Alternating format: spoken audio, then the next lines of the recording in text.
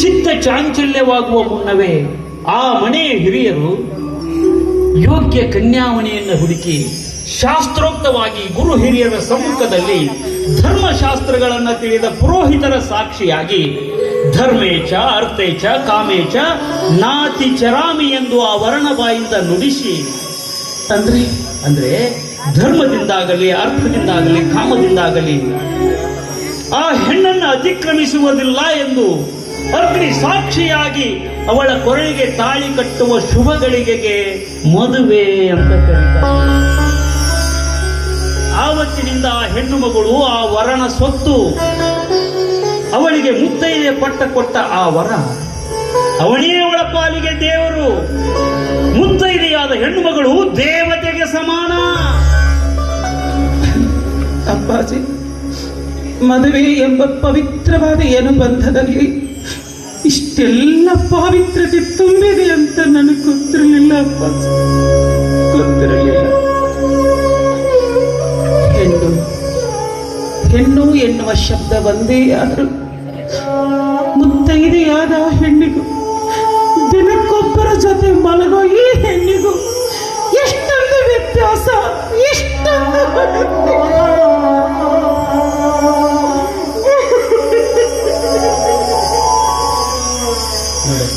ಆದರೂ ನಾನು ಕೇಳಿದ ಪ್ರಶ್ನೆಗೆ ನಿಮ್ಮಿಂದ ಸರಿಯಾದ ಉತ್ತರ ಸಿಗಲಿಲ್ಲ ಅಪ್ಪಾಜಿ.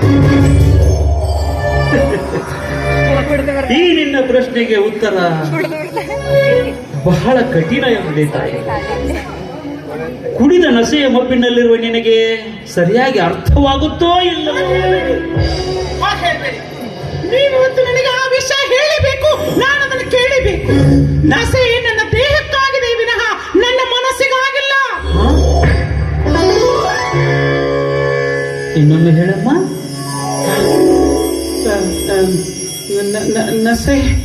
ನಸೆ ನನ್ನ ದೇಹಕ್ಕಾಗಿದೆ ಅಪ್ಪಾಜಿ, ಆದ್ರೆ ನನ್ನ ಮನಸ್ಸಿಗಾಗಿಲ್ಲ.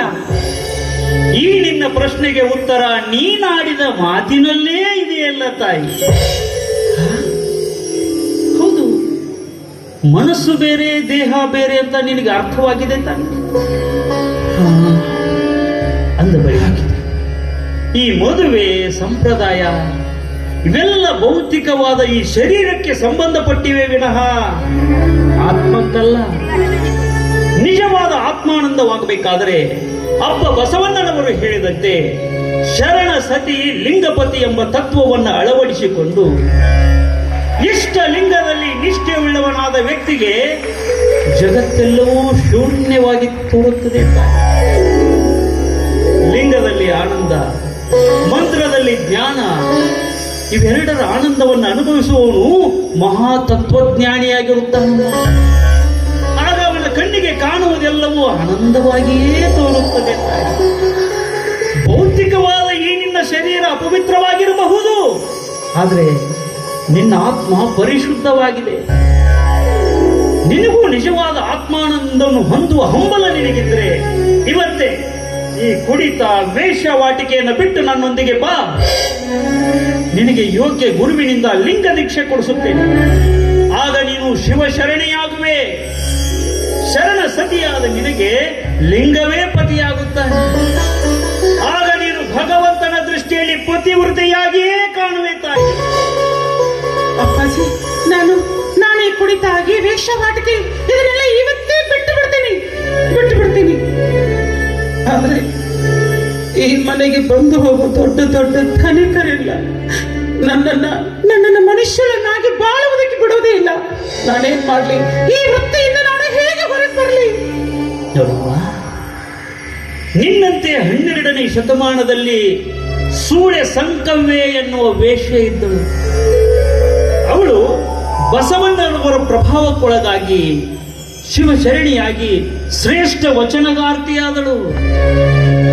ಅವಳ ಒಂದು ವಚನ ಹೀಗಿದೆ: ಒತ್ತೆಯ ಹಿಡಿದು ಮತ್ತೊತ್ತಿ ಹಿಡಿಯೇ, ಹಿಡಿದೊಡೆ ಬೆತ್ತಲೆ ನಿಲ್ಲಿಸಿ ಕೊಲ್ಲುವರಯ್ಯ, ವ್ರತಹೀನನರಿದು ಬೆರೆದೊಡೆ ಕಾಯ್ದ ಕತ್ತಿಯಲ್ಲಿ ಕೈ ಕಿವಿ ಮೂಗು ಕೊಯ್ಯುವರಯ್ಯ, ಒಲ್ಲೆ ನೊಲ್ಲೆ ನಿಮ್ಮಾಣೆ ನಿರ್ಲಜ್ಜೇಶ್ವರ.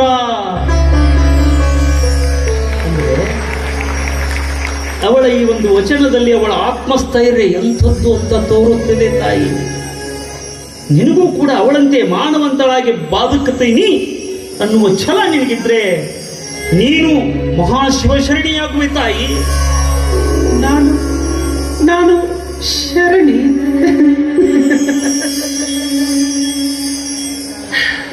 ಅಪ್ಪಾಜಿ, ನೀವು ನೋಡುವುದಕ್ಕೆ ಮುಸ್ಲಿಂ ಧರ್ಮದವರಾಗಿದ್ದು ನಿಮ್ಮ ಆಚಾರ ವಿಚಾರ ನಿಮ್ಮ ನಡೆ ನುಡಿ ನನಗೆ ಇವತ್ತು ಹೊಸ ಪ್ರಪಂಚವನ್ನೇ ತೋರಿಸ್ತಾ ಇದೆ. ಹೊಸ ಪ್ರಪಂಚವನ್ನೇ ತೋರಿಸ್ತಾ ಇದೆ. ಆದ್ರೂ ನಾನು ನಿಮ್ಮೊಂದು ಮಾತು ಕೇಳು. ನೀವ್ಯಾರು? ನನ್ನನ್ನು ಹುಡುಕಿಕೊಂಡು ಈ ಮನೆಯವರೆಗೂ ಯಾಕೆ ಬಂದ್ರಿ? ವೇಶ್ಯೆಯಾಗಿರೋ ನನ್ನಲ್ಲಿ ಬದಲಾವಣೆ ಕಾಣಬೇಕು ಅಂತ ಯಾಕೆ ಬಯಸಿದ್ರಿ? ಈ ಮಾತು ನಿನ್ನ ಬಾಯಿಂದ ಬರಲಿ ಅಂತ ನಾನು ಕಾಯ್ತಾ ಇದ್ದೇನೆ. ಹೇಳ್ತೀನಿ, ನಿನ್ನ ಜನ್ಮ ರಹಸ್ಯವನ್ನ ಇವತ್ತು ನಿನಗೆ ತಿಳಿಸ್ತೀನಿ. ನನ್ನ ಜನ್ಮ ರಹಸ್ಯ? ನಿನ್ನ ಜನ್ಮ ರಹಸ್ಯ. ನೀನು ಹುಟ್ಟಿದ್ದು ವೇಶ್ಯರ ಮನೆಯಲ್ಲಿ ಅಲ್ಲಮ್ಮ, ಮಹಾಸಾಧ್ವಿಯ ಹೊಟ್ಟೆಯಲ್ಲಿ. ನಿನ್ನ ತಂದೆ ಕಟುಕ. ತನ್ನ ಕುಡಿತದ ಚಟಕ್ಕಾಗಿ ತನ್ನ 2 ಹೆಣ್ಣು ಮಕ್ಕಳನ್ನ, ಅಂದರೆ ವರ್ಷದ ಹಸು ಕಂದಮ್ಮಗಳಾಗಿದ್ದ ನಿಮ್ಮನ್ನ ಈ ಮನೆಯ ರತನ್ಲಾಲ್ ಎನ್ನುವನಿಗೆ ಮಾರಿಕೊಂಡಿದ್ದ. ನಿನ್ನ ತಾಯಿ ರತನ್ಲಾಲ್ನೊಂದಿಗೆ ಹೋರಾಡಿ ಜಗಳ ಮಾಡಿ ಒಂದು ಕೂಸನ್ನು ತೆಗೆದುಕೊಂಡು ಬಂದು ನನ್ನ ಕೈಯಲ್ಲಿ ಕೊಟ್ಟು ನಿನ್ನ ತಂದೆಯಿಂದ ಕೊಲೆಗೀಡಾಗಿ ಸತ್ತಳಮ್ಮ. ನನ್ನ ತಾಯಿ ನನ್ನ ತಂದೆಯಿಂದ ಕೊಲೆಗೀಡಾಗಿ ಸತ್ತಳೆ. ಮಕ್ಕಳನ್ನು ಮಾರಿಕೊಂಡು ಕಟುಕನಂತಾಗಿದ್ದ ನಿನ್ನ ತಂದೆ ಇನ್ನೊಂದು ಮಗು ಇಲ್ಲದನ್ನ ನೋಡಿ ಮಗು ಎಲ್ಲಿದೆ ಅಂತ ನಿನ್ನ ತಾಯಿಗೆ ಹೆದರಿಸಿ ಬೆದರಿಸಿ ಕೊನೆಗೂ ಕೊಲೆ ಮಾಡಿಯೇ ಬಿಟ್ಟ. ಹೀಗಾಗಿ ಒಂದು ಕೂಸು ನನ್ನ ಹತ್ರ ಉಳಿತು, ಇನ್ನೊಂದು ಕೂಸು ಆ ರತನ್ಲಾಲ್ನ ಕೈ ಸೇರಿತು. ನನ್ನ ಕೈಯಲ್ಲಿ ಬೆಳೆದ ಮಗು ಸಂಸ್ಕಾರವಂತಳಾಗಿ ಉತ್ತಮರ ಮನೆಯ ಸೊಸೆಯಾದಳು. ಆ ರತನ್ಲಾಲ್ನ ಕೈ ಸೇರಿದ ಕೂಸು ಮಹಾಸಾಧ್ವಿಯ ಹೊಟ್ಟೆಯಲ್ಲಿ ಹುಟ್ಟಿದರೂ ಸಮಾಜದಲ್ಲಿ ಸೂಳೆಯಾಗಿ ನಿಂತಳು.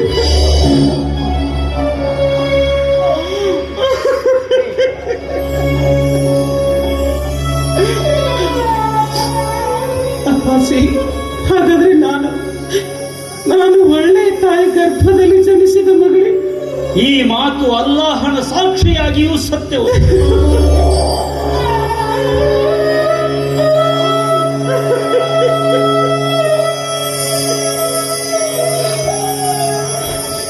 ಅಪ್ಪಾಜಿ, ನನಗೊಬ್ಬಳ ಅಕ್ಕ ಇದ್ದು ಅಂದ್ರಲ್ಲ, ಎಲ್ಲಿದ್ದಾಳೆ? ಸದ್ಗೃಹಿಣಿಯಾಗಿ ತನ್ನ ಗಂಡನೊಂದಿಗೆ ಸಂತೋಷವಾಗಿದ್ದಾಳಮ್ಮ. ನಾನು ಅವಳನ್ನ ಒಂದು ಸಾರಿ ಆದ್ರೂ ಕಣ್ತುಂಬ ನೋಡ್ಬೇಕು. ಅವಳನ್ನ ನೋಡ್ಬೇಕು ಅಂತ ಆಸೆ ಆಗ್ತಾ ಇದೆ. ನನಗೆ ಅವಳನ್ನು ತೋರಿಸ್ತೀರಾ? ತೋರಿಸ್ತೀನಿ. ನಿನ್ನನ್ನ ಅವಳ ಮನೆಗೆ ಕರ್ಕೊಂಡು ಹೋಗಿ ಅವಳ ಭೇಟಿ ಮಾಡಿಸ್ತೀನಿ. ಬೇಡ. ಅಂಥ ಮಹಾಸಾತ್ವಿಗೆ ಅವಳ ತಂಗಿ ಒಬ್ಬಳ ವೇಶ್ಯೆಯಾಗಿದ್ದಾಳೆ ಅನ್ನೋ ವಿಷಯ ಗೊತ್ತಾಗೋದು ಬೇಡ. ನಾನು ಅವಳನ್ನ ದೂರದಿಂದಲೇ ನೋಡಿ ಸಂತೋಷ ಪಡ್ತೀನಿ, ದೂರದಿಂದಲೇ ನೋಡಿ ಕಣ್ತುಂಬಿಕೊಳ್ತೀನಿ. ದೈವದಾಟ ಬಹಳ ವಿಚಿತ್ರವಮ್ಮ. ಅವಳು ನಿನ್ನ ಮನೆಗೆ ಬಂದು ಹೋದ್ರೂ ಅವಳನ್ನ ನಿನಗೆ ಗುರುತಿಸೋದಾಗ್ಲಿಲ್ಲ ತಾಯಿ. ನನ್ನಕ್ಕ ಈ ಮನೆಗೆ ಬಂದಿದ್ದೆ ಯಾವಾಗ? ನೀನು ನಿನ್ನಕ್ಕನ ಗಂಡನೊಂದಿಗಿದ್ದಾಗ.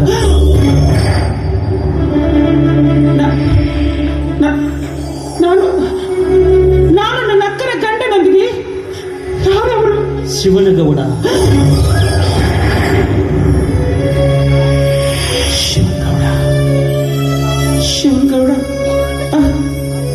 ಶಿವನಗೌಡರು ನನ್ನ ಅಕ್ಕನ ಗಂಡ.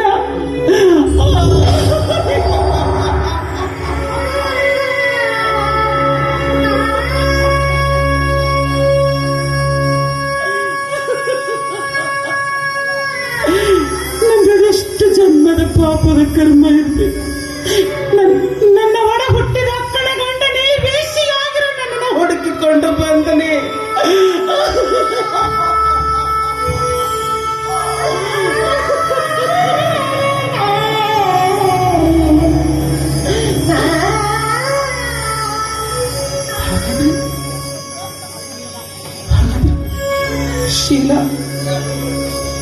ಶೀಲಾ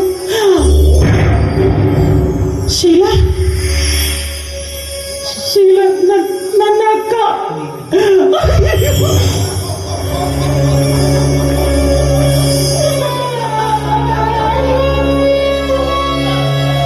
ನನ್ನ ಒಡ ಹುಟ್ಟಿದ ಅಕ್ಕ ಈ ಮನೆವರೆಗೂ ಬಂದ್ರು ನನಗೆ ಅವಳನ್ನು ಗುರುತಿಸೋದಕ್ಕಾಗಲಿ ಅವಳನ್ನ ಅವಮಾನ ಮಾಡಿ ಕಳಿಸಿದೆ. ಇಲ್ಲ, ನನ್ನ ಪಾಪಕ್ಕೆ ಪ್ರಾಯಶ್ಚಿತ್ತವೇ ಇಲ್ಲ. ನನ್ನ ಪಾಪಕ್ಕೆ ಪ್ರಾಯಶ್ಚಿತ್ತವೇ ಇಲ್ಲ.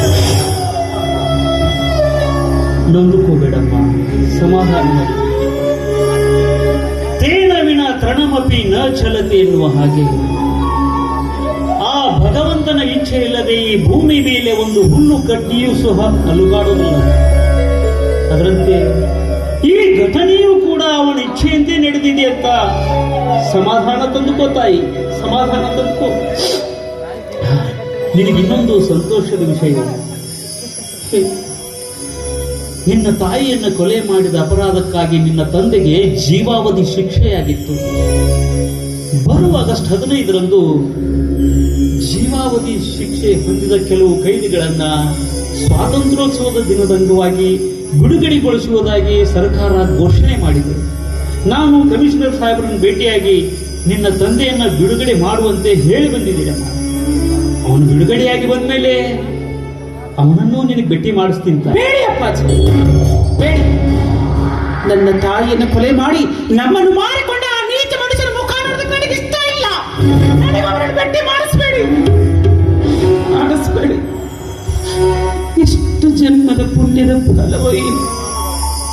ನೀವು ನನ್ನ ಮನೆಯವರೆಗೂ ಬಂದು ನನ್ನ ಕಣ್ಣು ತೆರೆಸಿದ್ರಿ.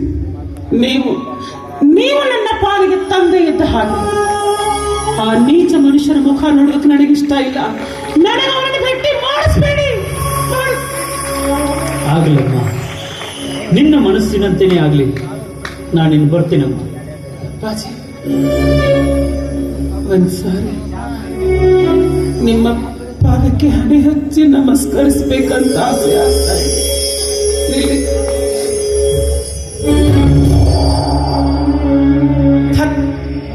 ಈ ಹಾಳಾದ ಕೈಗಳು ಇಲ್ಲಿವರೆಗೂ ಬರೀ ಮೋಸ, ವಂಚನೆ, ದುರಾಸೆಗೋಸ್ಕರ ಮುಗಿದಿವೆ. ಇದೇ ಮೊದಲ ಬಾರಿಗೆ ಮಗಳನ್ನು ಹುಡುಕಿಕೊಂಡು ತಂದೆಯಾಗಿ ಬಂದಿರುವ ಒಬ್ಬ ಮಹಾತ್ಮರಿಗೆ ಮುಗಿತಾ ಇವೆ.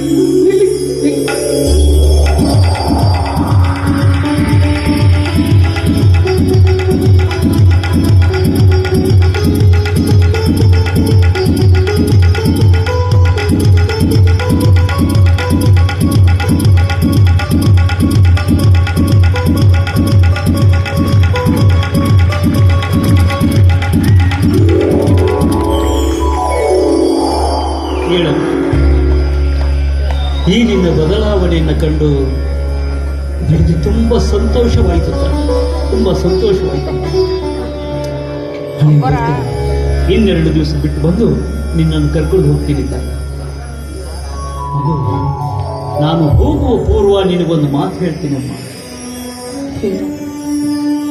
ಈ ಮಾನವ ಶರೀರ ಅನ್ನೋದು ಆ ಬ್ರಹ್ಮ ನಿರ್ಮಾಣ ಮಾಡಿರುವಂತಹ ಸುಂದರವಾದ ಮಣ್ಣಿನ ಗಡಿಗೆ.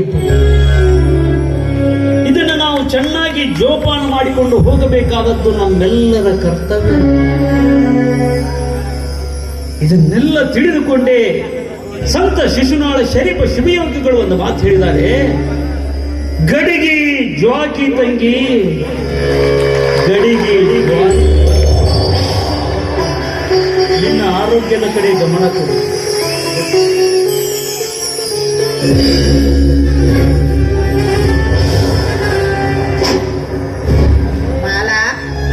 ಆ ಮುದಿಗಿರಕ್ಕೆ ಬರಿ ಕೈಯಿಂದ ಹೋದ್ನೋ ಏನಾದ್ರೂ ಕೊಟ್ಟು ಹೋದ್ನೋ? ಹಿಂದೆ ಯಾರೂ ಕೊಟ್ಟಿಲ್ಲ, ಮುಂದೆ ಯಾರೂ ಕೊಡುವುದೂ ಇಲ್ಲ. ಅಂಥ ಜ್ಞಾನದ ಬುದ್ಧಿಯನ್ನು ಕೊಟ್ಟು ಹೋಗಿದ್ದಾರೆ. ಅಣ್ಣಯ್ಯ, ನಿನ್ನ ಕೈ ಮುಗಿತೀನಿ. ಎಲ್ಲರಿಗೂ ಮಾತಾಡಿದ ಹಾಗೆ ಅವ್ರಿಗೂ ಮಾತಾಡ್ಬೇಡಪ್ಪ, ಮಾತಾಡ್ಬೇಡ. ಏನೇ ಇದು ನಿನ್ನ ಬಾಯಿಂದ ಆಡೋ ಮಾತೇನೇ ಇದು? ಅಷ್ಟೇ ಅಲ್ಲ, ಇನ್ನು ಮೇಲೆ ನಾನು ಈ ವೇಶ್ಯಾವೃತ್ತಿ ಮಾಡುವುದೂ ಇಲ್ಲ. ನಿನಗೇನು ಬಂತೆ ದೊಡ್ಡ ರೋಗ? ಆ ಮುದುಕ ನಿಂತಲೇ ಬಿಟ್ರೆ ಈ ಸಮಾಜ ನಿನ್ನನ್ನು ಸತಿ ಸಾವಿತ್ರ ಅಂತ ಒಪ್ಕೊಳ್ಳುತ್ತೇನೋ? ನನ್ನ ಬುದ್ಧಿಗೆ ತಿಳುವಳಿಕೆ ಬರೋದಕ್ಕಿಂತ ಮೊದಲು ನನ್ನ ಕೈಯಿಂದ ಏನೇನು ಪಾಪದ ಕೆಲಸ ಮಾಡಿಸ್ಬೇಕು ಎಲ್ಲ ಮಾಡಿಸ್ಬೇಕು. ಇನ್ನು ಮೇಲೆ ತಿಳಿದು ನಾನು ಆ ತಪ್ಪು ಮಾಡ್ಲಾರೆ. ಹಾಗಾದ್ರೆ ನಿನಗೆ ಈ ಮನೆಯಲ್ಲಿ ಸ್ಥಳ ಇಲ್ಲ. ಇವತ್ತೇ ಈ ಮನೆ ಬಿಟ್ಟು ಹೋಗ್ತೀನಿ. ಹೋಗು. ಇಲ್ಲಿವರೆಗೂ ನಿನ್ನಿಂದ ಏನ್ ಲಾಭ ತೆಗೆದುಕೊಳ್ಬೇಕಿತ್ತು ತಗೊಂಡಿದ್ದೀನಿ. ಈಗ ನಿನ್ನ ದೇಹ ಕಾಯಿಲೆಗಳ ಗೂಡಾಗಿದೆ. ನಿನ್ನಿಂದ ನನಗೇನು ಪ್ರಯೋಜನ ಇಲ್ಲ. ಹೊಸ ಹೆಣ್ಣುಗಳನ್ನು ಹುಡುಕ್ತೀನಿ, ಖರೀದಿ ಮಾಡ್ಕೊಂಡು ಬರ್ತೀನಿ.